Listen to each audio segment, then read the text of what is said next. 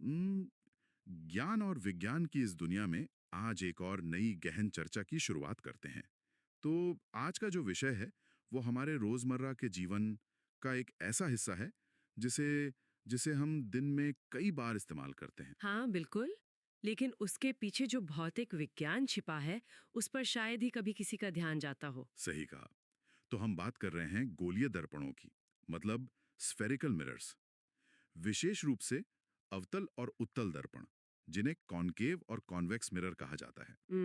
और आज की इस चर्चा का आधार एक बहुत ही विस्तृत ब्लूप्रिंट है, एक प्रेजेंटेशन है, जो प्रकाश के परावर्तन और प्रतिबिंब निर्माण की पूरी कहानी को एकदम खोल के रख देती है। हाँ, और हमारा जो मिशन है इस पूरी चर्चा का मुख्य उद्देश्य वो ये है कि हम इस प्रेजेंटेशन की स्लाइड्स में दी गई तकनीकी जानकारी को बहुत ही संक्षिप्त रूप में, मतलब ब्रीफली पढ़ें और समझें। और साथ ही सबसे अहम बात, हम कुछ बहुत ही सिंपल ट्रिक्स का उपयोग करेंगे। बिल्कुल, आसान ट्रिक्स। हाँ, ताकि श्रोताओं के लिए बिना किसी ओवरलोड के इन वैज्ञानिक नियमों को हमेशा के लिए याद रखना आसान हो जाए। तो ठीक है, आइए इसे समझते हैं। सबसे पहले भाग 1 से शुरू करते हैं, जो बेसिक्स और डिक्शनरी पर आधारित है, स्लाइड 2 के अनुसार।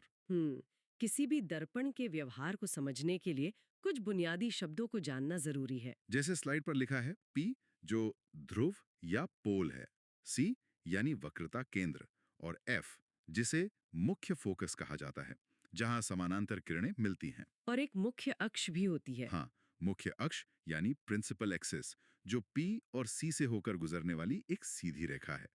लेकिन उम्म, अगर हम इन्हें सिर्फ ऐसे ही तकनीकी तौर पर पढ़ें तो ये थोड़ा थोड़ा नीरस लग सकता है। बिल्कुल नीरस लग सकता है। तो यहाँ एक बहुत ही सिंपल ट्रिक काम आती है। बस बस कल्पना करनी है एक बहुत बड़े खोखले कांच के गोले की। एक कांच का गोला। हाँ, एक पारदर्शी गोला। अगर उस बड़े से गोले का एक छोटा सा वक्र हिस्सा काट कर निकाल लिया जाए और उस पे पॉलिश कर दी जाए, तो वो हमारा गोलीय दर्पण बन गया। अच्छा, तो उन शब्दों को इस गोले पे कैसे फिट करेंगे? बहुत आसान है। सी उस पूरे विशाल गोले का असली केंद्र है। पी हमारे उस छोटे से कटे हुए दर्पण का अपना बिल्कुल बीच का बिंदु है।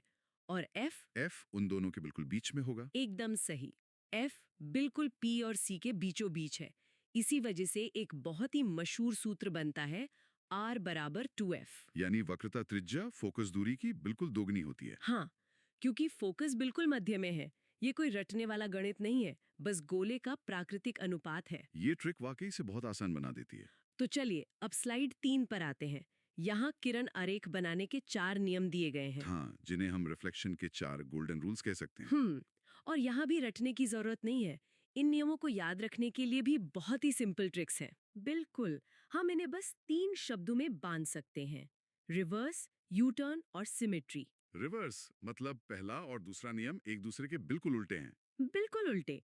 नियम एक कहता है कि अगर प्रकाश की किरण मुख्य अक्ष के समानांतर आएगी, तो वह टकराने के बाद हमेशा एफ से गुजरेगी। और नियम 2 इसका रिवर्स है, अगर किरण एफ से होकर आएगी तो टकराकर समानांतर हो जाएगी। एकदम सही। और तीसरी ट्रिक है यू टर्न। ये नियम 3 होगा, जो किरण सी से जाएगी वो उसी रास्ते वापस लौट आएगी, एकदम यू टर्न। हाँ, क्योंकि सी गोले का केंद्र है, तो किरण बिल्कुल 90 डिग्री पर टकराती है, जैसे दीवार पर सीधी गेंद मारना। और अंत में चौथी ट्रिक है सिमेट्री। सिमेट्री यानी सममिति। अगर किरण पी पर तिरछी आकर टकराती है तो वो उसी समान कोण पर वापस लौटेगी। हाँ, तो रिवर्स, यू टर्न और सिमेट्री, बस ये 3 शब्द याद रखने हैं और किरण आरेख के सारे नियम मुट्ठी में। ये बहुत ही शानदार है। अब हम स्लाइड 4 से 9 की तरफ बढ़ते हैं। ये भाग अवतल दर्पण यानी कॉनकेव मिरर के 6 चरणों के बारे में है। हाँ, जिसे इस ब्लूप्रिंट में द वर्सेटाइल मिरर कहा गया है। बहुमुखी दर्पण।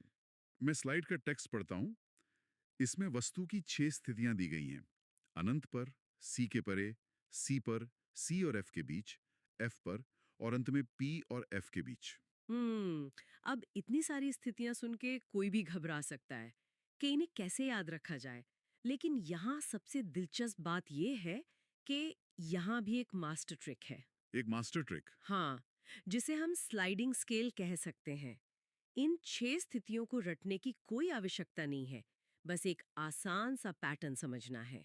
कैसा पैटर्न? जैसे जैसे वस्तु दर्पण के पास आती है, मतलब अनंत से एफ की ओर, वैसे वैसे उसका प्रतिबिंब दर्पण से दूर जाता है और आकार में बड़ा होता जाता है। अरे वाह!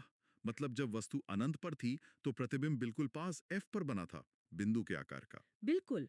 और जब वस्तु थोड़ा पास आकर सी पर पहुंची, तो प्रतिबिंब भी थोड़ा दूर खिसक कर सी पर आ गया। हाँ, और दोनों का आकार समान हो गया। हाँ, है जब वस्तु और पास आकर एफ पर आ गई, तो प्रतिबिंब भागकर अनंत पर चला गया और अत्यधिक बड़ा हो गया। ये एक बहुत ही खूबसूरत स्लाइडिंग स्केल है। एक चीज पास आ रही है और दूसरी बड़ी होकर दूर जा रही है। है ना आसान? लेकिन इस कहानी में एक ट्विस्ट भी है। द ट्विस्ट, ये छठी स्थिति होगी। हाँ, स्थिति 6, जब वस्तु एकदम पास आ जाती है, यानी पी और एफ के बीच, तब ये स्लाइडिंग स्केल का नियम टूट जाता है। नियम टूट जाता है, तो प्रतिबिंब का क्या होता है? किरणें वास्तव में मिलती ही नहीं है, तो प्रतिबिंब दर्पण के पीछे बन जाता है, एक आभासी, सीधा और बहुत ही बड़ा प्रतिबिंब। आभासी और सीधा। इसीलिए इसे बहुमुखी या वर्सेटाइल मिरर कहा गया है। बिल्कुल। अब अगर हम अवतल दर्पण के इस रोमांच से आगे बढ़ें, तो स्लाइड 10 से 12 में उत्तल दर्पण का जिक्र है, कॉन्वेक्स मिरर। हाँ, द कंसिस्टेंट मिरर, उत्तल दर्पण। इसका पृष्ठ बाहर की ओर उभरा होता है। और क्योंकि ये उभरा हुआ है, ये किरणों को हमेशा फैलाता है, यानी अपसारी या डाइवर्जिंग है। और चूंकि ये किरणों को फैलाता है, तो इसका एफ और सी दर्पण के पीछे, यानी आभासी होते हैं। सही कहा। अब यहाँ सिंपल ट्रिक ये है कि उत्तल दर्पण में कोई जटिलता नहीं है। इसके केवल 2 ही नियम हैं।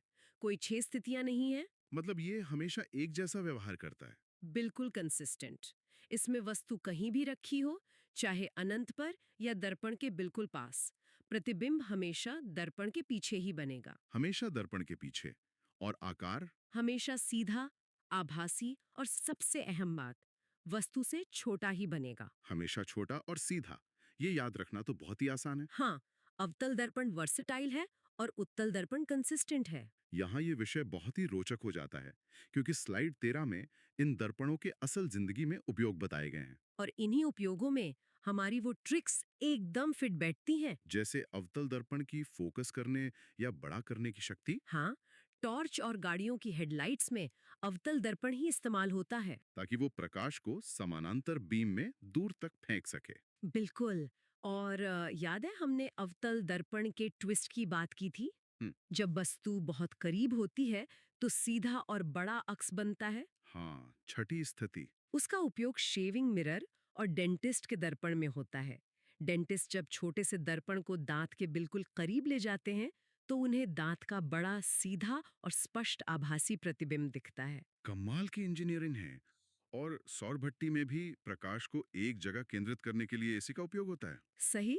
अब अगर उत्तल दर्पण के रियल वर्ल्ड एप्लीकेशन की बात करें, जो हमेशा सीधा और छोटा दिखाता है। हाँ, इसका सबसे बड़ा उपयोग वाहनों के साइड मिरर में होता है। साइड मिरर, ताकि पीछे का विस्तृत दृष्टि क्षेत्र, यानी बहुत सारा एरिया, एक छोटे से शीशे में दिख जाए। बिल्कुल। गाड़ी चाहे कितनी भी दूर हो या पास, वो हमेशा सीधी और छोटी ही दिखेगी, जिससे ड्राइविंग सुरक्षित होती है। और शायद दुकानों के सुरक्षा दर्पणों में भी इसी का इस्तेमाल होता है। एकदम सही। कोने में लगा एक उत्तल दर्पण पूरी दुकान का सीधा और छोटा नजारा दिखा देता है। तो अब इस विस्तृत चर्चा को समेटते हुए स्लाइड 14 और 15 पर एक संपूर्ण सारांश दिया गया है, एक मास्टर मैट्रिक्स। इस निष्कर्ष को बहुत ही खूबसूरती से प्रस्तुत किया जा सकता है।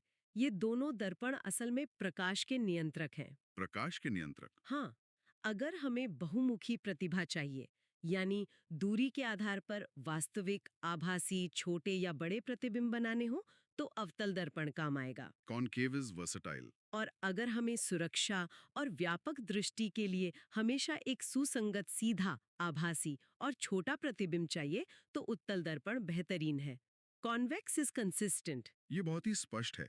हमने देखा कि कैसे कुछ बहुत ही आसान ट्रिक्स और मेंटल मॉडल से, जैसे reverse, U turn, sliding scale, प्रकाश और दर्पण के इतने बड़े विज्ञान को बिना रटे आसानी से समझा जा सकता है। बिल्कुल।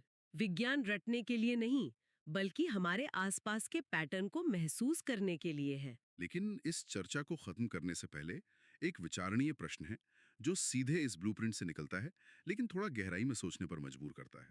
वो क्या है? हमने उस अवतल दर्पण के स्लाइडिंग स्केल और ट्विस्ट पर बात की थी। हाँ। हमने देखा कि जब वस्तु एकदम फोकस यानी एफ पर होती है तो उसका प्रतिबिंब अनंत पर चला जाता है, एक वास्तविक प्रतिबिंब। बिल्कुल, एकदम अनंत पर। लेकिन जैसे ही वस्तु उस फोकस बिंदु को पार करके ध्रुव की तरफ 1 मिलीमीटर भी आगे बढ़ती है। प्रतिबिंब अचानक से दर्पण के पीछे चला जाता है, आभासी हो जाता है। हाँ, तो सोचने वाली बात यह है कि फोकस के उस एकदम सटीक अति सूक्ष्म बिंदु पर प्रकाश की किरणें वास्तव में कैसा व्यवहार करती होंगी, ये सच में एक गहरा सवाल है। जहां ये जादुई फ्लिप होता है। वास्तविक दुनिया के अनंत से अचानक दर्पण के पीछे की आभासी दुनिया में छलांग लगाने वाले उस एक बिंदु पर आखिर क्या होता होगा। वो एक नैनो सेकंड का बदलाव भौतिकी का एक बड़ा रहस्य समेटे हुए है। इस रहस्यमयी और विचारणीय प्रश्न को खुद से एक्सप्लोर करने की प्रेरणा के साथ आज की इस गहन चर्चा को यहीं विराम देते हैं। ज्ञान और विज्ञान की ये खोज निरंतर जारी रहनी चाहिए।